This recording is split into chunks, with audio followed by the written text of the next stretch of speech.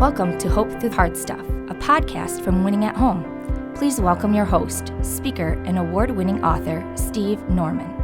Well, welcome back to Hope Through Hard Stuff. I'm honored to have as my guest today, Al Lopus. Al is the CEO and founder of Best Christian Workplaces Institute. He's recently completed a really incredible book called Road to Flourishing, 8 Keys to Boost Employee Engagement and Well-Being, published with InterVarsity Press. Al, thank you so much for your time today. It's really a pleasure to be with you, Steve, and I'm looking forward to our time and our conversation. Al, in a thumbnail, give people who haven't heard of your organization just a thumbnail sketch, who you are, how you got started, what's the work that you do?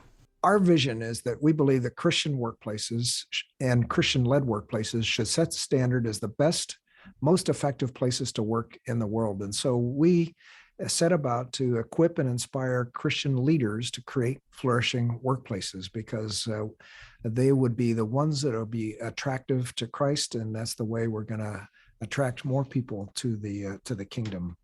And the way it started, Steve, was just simply divine providence called, and I answered the phone, is the way I describe it. I got a call from Christianity Today almost 20 years ago exactly, and they wanted to do a cover story of who the best Christian workplaces are, similar to like the best companies to work for surveys. And I had been doing that with statewide business magazines with a large international human resource consulting firm.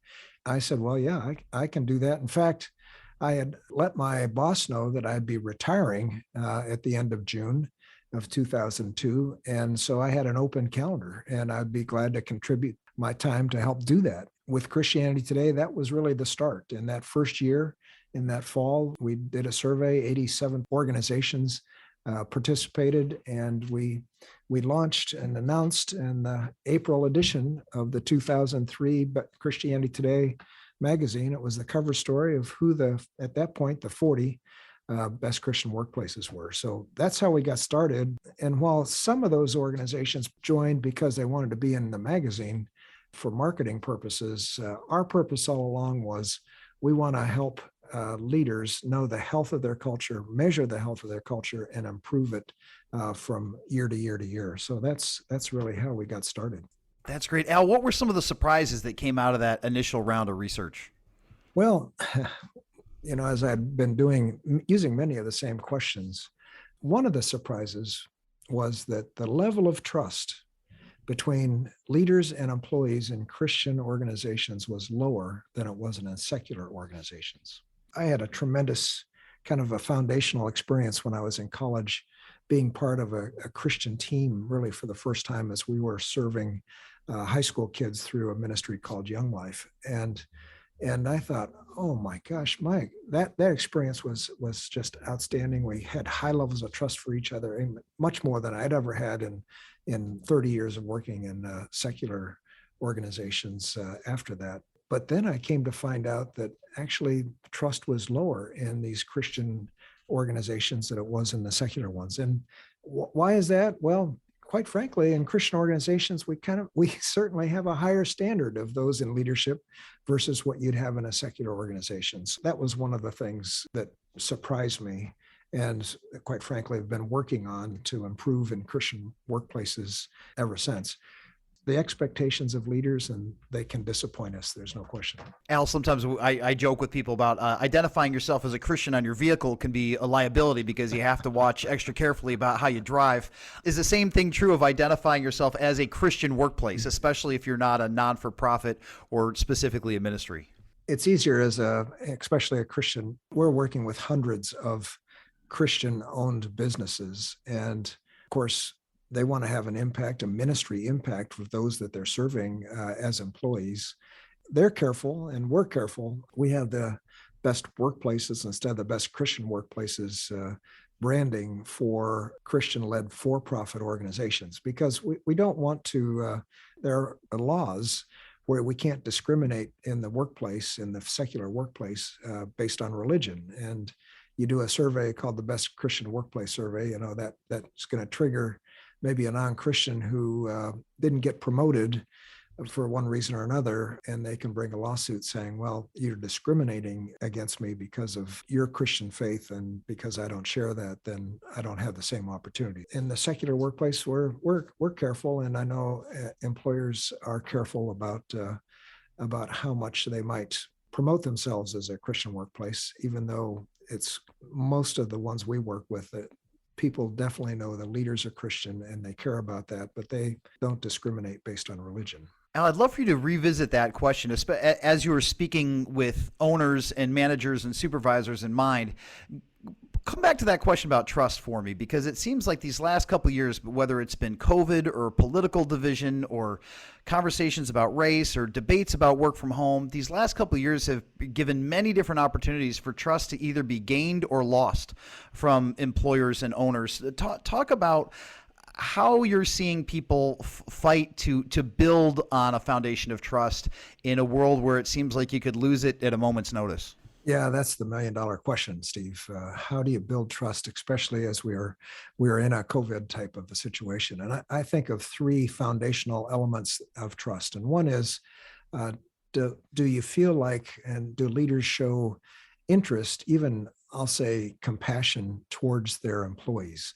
And when you're in a remote situation, that's harder to build. So number one is compassion, and a lot of that comes through communication. So the way I've seen organizations deal with this, and managers and leaders, is that they are having one-on-one conversations with their employees every week or every other week, just to find out how they're doing, what their well-being is, and how they can help them in their jobs be even more effective than they are. So that's a relatively new concept in a lot of organizations, that those one-on-one meetings. So this sense of compassion is really important. Another thing is, and this comes through communication, is just integrity. Are leaders doing what they say they'll do? So that's another key element of building trust, and making sure that you're very tight on, okay, I'm going to say this, and I'm going to then do the same thing myself. So we all know leaders, and we've had experiences where leaders will say one thing but do another. And then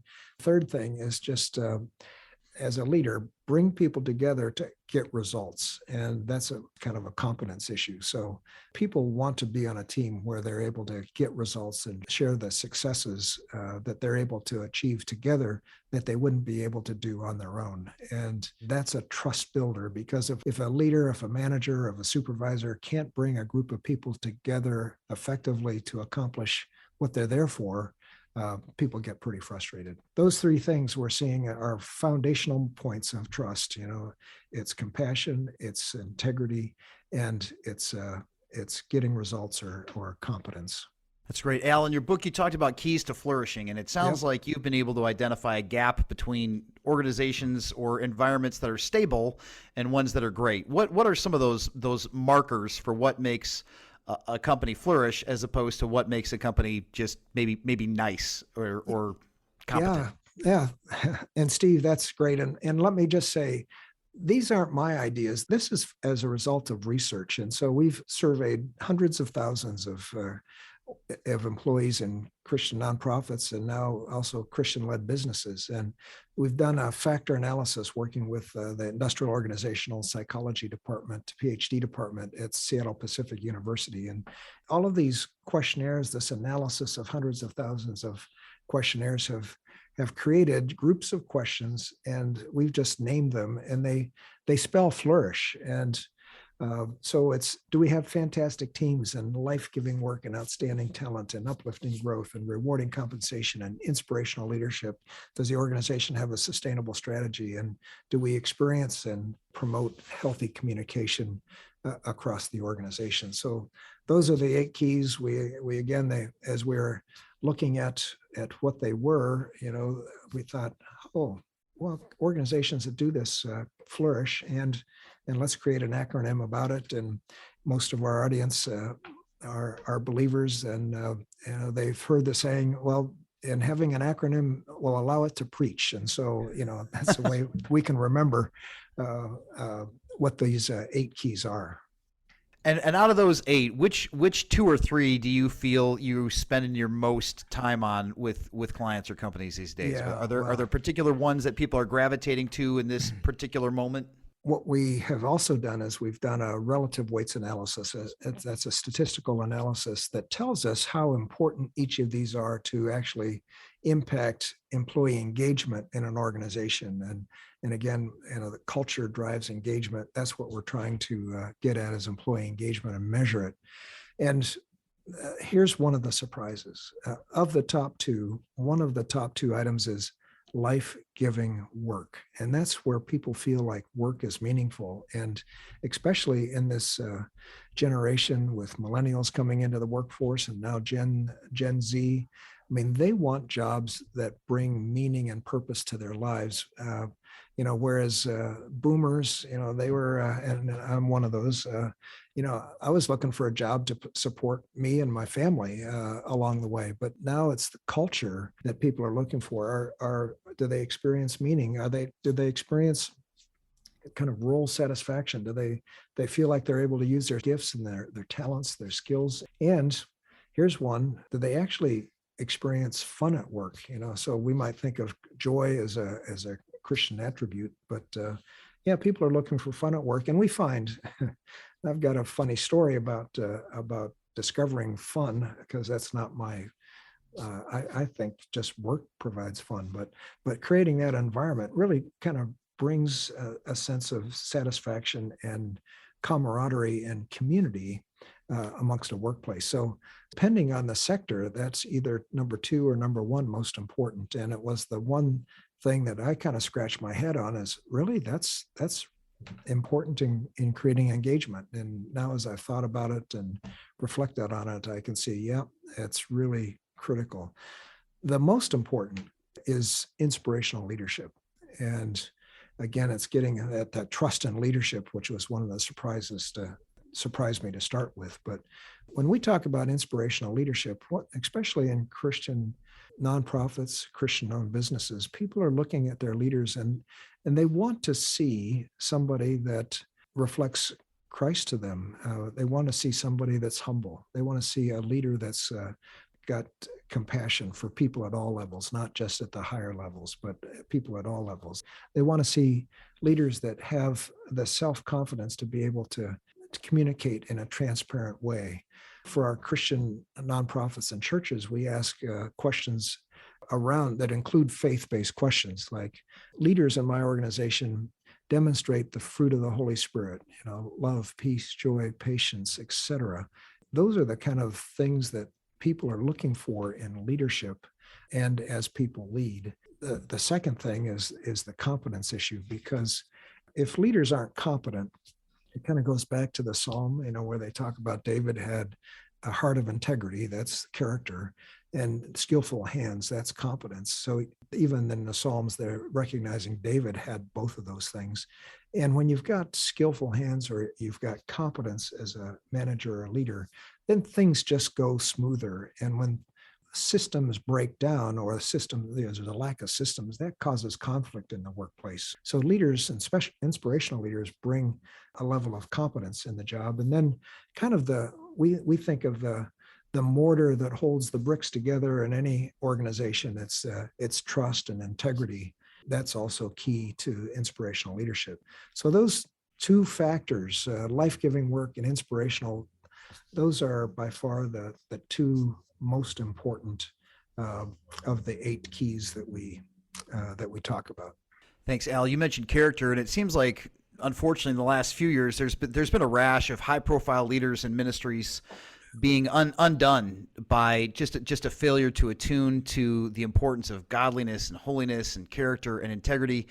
And it seems like there are people who are highly competent who start well, but maybe a ministry gets 10, 15, 30 years old, and maybe some of that attention that used to be focused on doing the little things right from a character perspective fell by the wayside, either because a ministry became competent or nationally recognized or well-funded or decently endowed.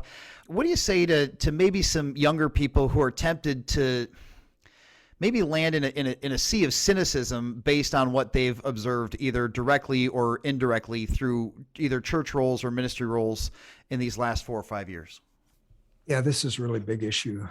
No question about it. What I'd say to your listeners and anybody in the workplace, whether you're a leader or not, your self-leadership is really critical and not to be overlooked. And, when we get popular, when things kind of rely on us, we lose our sense of humility. Oftentimes we lose our need for God in many cases because we've developed confidence.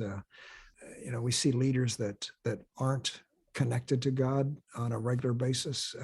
It's become a job, so it's so easy to do that. But so what do I mean by self-leadership? Recently I talked on my podcast, the Flourishing Culture podcast, with Dave Ferguson, who is a multi-site church co-founder in Chicago and leads the Exponential Conference, and has written a couple of books on Exponential and Hero Maker. And he describes self-leadership every morning as part of his quiet time. He'll give himself a number on his RPMs. Other people have other ways of doing this. I'm part of a men's group, a business leaders men's group, and we have a similar way of just describing where we're at, where he'll give himself a number rating on R is relational, P is physical, M is mental, and then S is spiritual. How are you doing in each of those areas? So how are your relationships?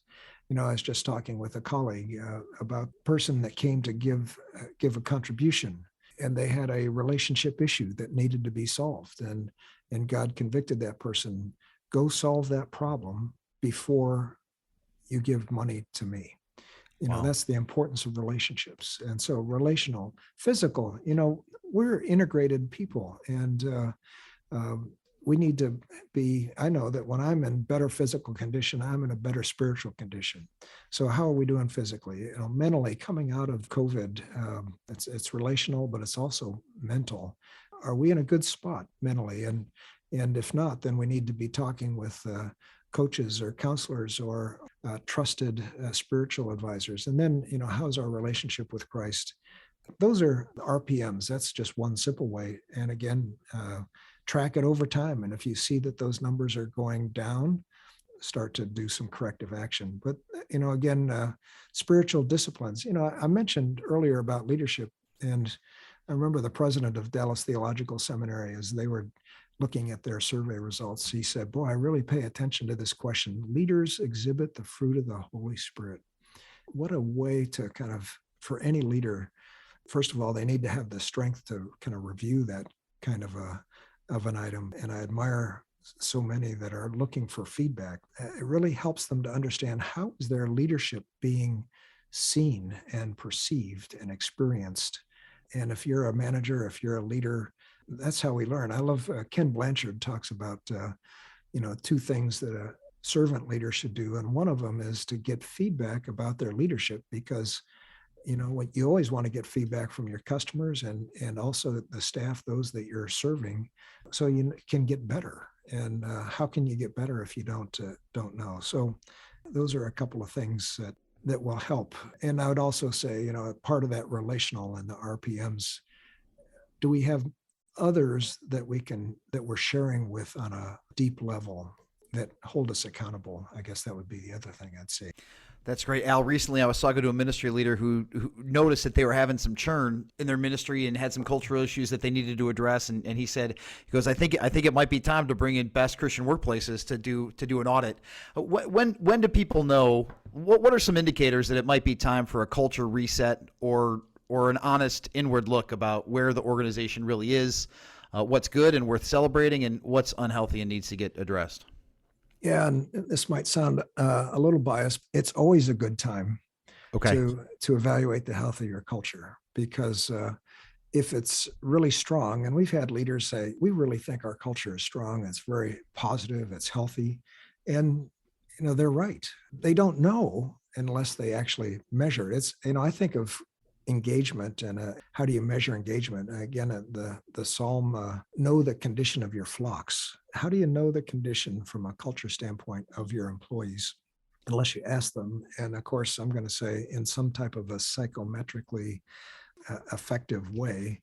And that's what our engagement survey is. That it's a tool to, like a financial statement, it will give you the health of your culture. And, a lot of people in the Christian world, their assets are walking out of the door every day. Don't you want to know the strength of those assets? So measure the health. I talk in the book in the first chapter there about an organization, and the leaders said, we know that we've got a problem. We just don't know what to do about it. And so that's another situation. There are people that know, for example, right now, turnover is such a big issue, the great resignation. If you've got turnover, this is a perfect time to be evaluating whether the culture is strong, because I believe the antidote to the great resignation is a flourishing workplace culture. People want to work in a healthy, flourishing culture. And I'll say it's worth it. There's a return on investment for organizations, because if people are really part of a flourishing culture, it will take at least a 20% pay raise for them to move out of that organization. Whereas if you've got a culture that's unhealthy, sometimes we use the word toxic. People are looking for, your best people are looking for another opportunity to move to. So we believe that culture is really critical, and it's the antidote to what we're experiencing with this great resignation. So Al, I hear you saying that there are steps that business leaders can take to make it harder for people to consider leaving. There's that old saying that said, people don't leave bad companies, they leave bad managers. And I just couldn't resonate more with what you're saying. No, that's exactly right. And so what are the steps? So the steps are to do an evaluation or assessment. We've got 8 keys. These are proven scientifically based keys that determine these are the health indicators. And, there isn't one answer for any organization. Some organizations are strong in strategy and they're weak in talent. Some organizations are strong in communication and they may be weak in rewarding compensation. They might be strong in, we have great supervisor relationships, but our overall senior leadership and inspirational leadership might not be as strong. So every organization is unique and different. And again, understanding that through an assessment is really the first step. That's great. And Al, how does the assessment work? If my friend who is considering bringing your firm in wanted to go ahead and pull the trigger on that, what could he expect from that process? This is the beauty of it. It's really administratively very easy.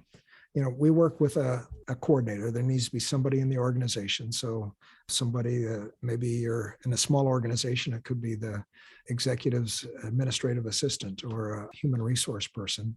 For a larger organization, you just let us know. We do a little bit of customizing for your organization, like your own departments and how many employees there are, and a couple of questions. Within an hour, you're ready to send out an email to your employees with a link and a code to complete the survey. And employees, then we ask really all employees in an organization to complete the survey. They can do it at their computer, on an iPad or a tablet or on a phone. It's a 56 question survey questionnaire. It's open for a couple of weeks, and within a very short period of time, within a week, you get a report. Then we follow up with a customized debriefing with the leadership team to describe the results. And then we recommend, based on our findings, this is where I'd suggest you begin to develop and improve the health of your culture. That could all be done in a very short period of time. That's great. Al, can you give an example or two of an organization or a leadership team who ended up leveraging this resource and maybe had to make some hard changes, but saw some really healthy returns on that investment? We have a lot of those stories. I think of an organization. This was a mission sending organization, missionaries overseas, and the leaders, there had been some transition in the top leadership. So there were some new leaders and they were coming in and they were finding the culture was really unhealthy. Did the engagement survey, and yes, it confirmed it was really unhealthy. The issue is that a survey like this helps you identify where the hotspots are. What are the issues? It doesn't say why they were issues to start with. And so here's an organization that the results said, yep, there was really low trust in leadership. They didn't believe the leadership was competent.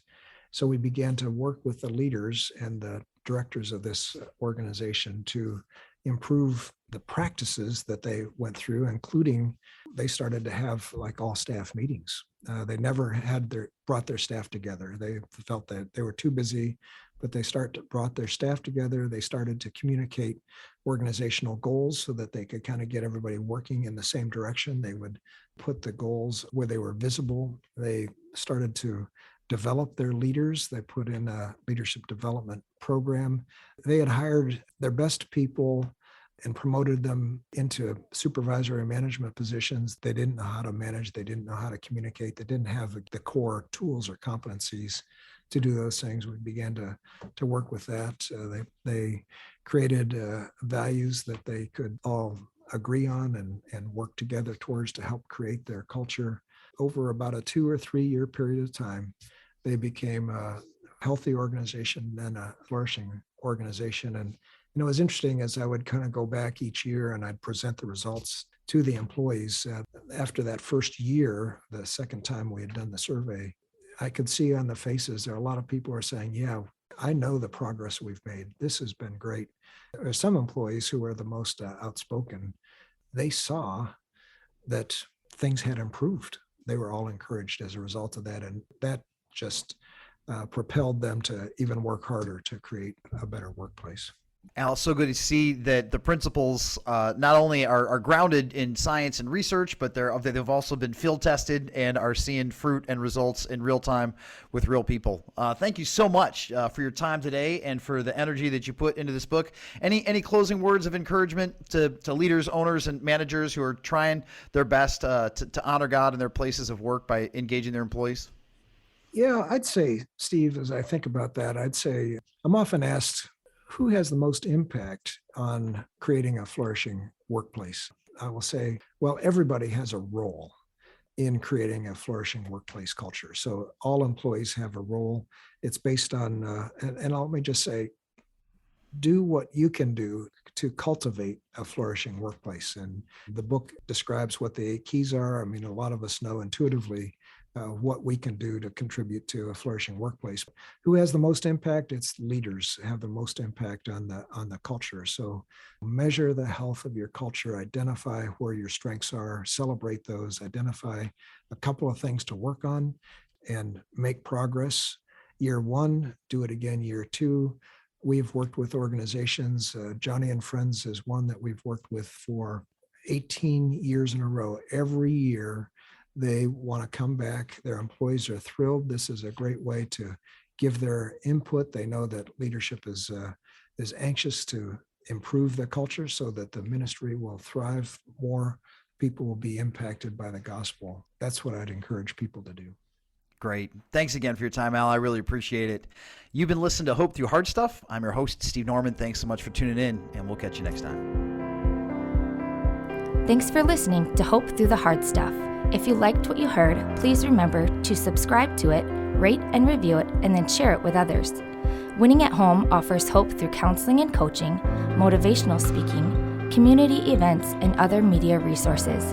If you believe in what we do and want to support us in our mission, consider making a donation at winningathome.com.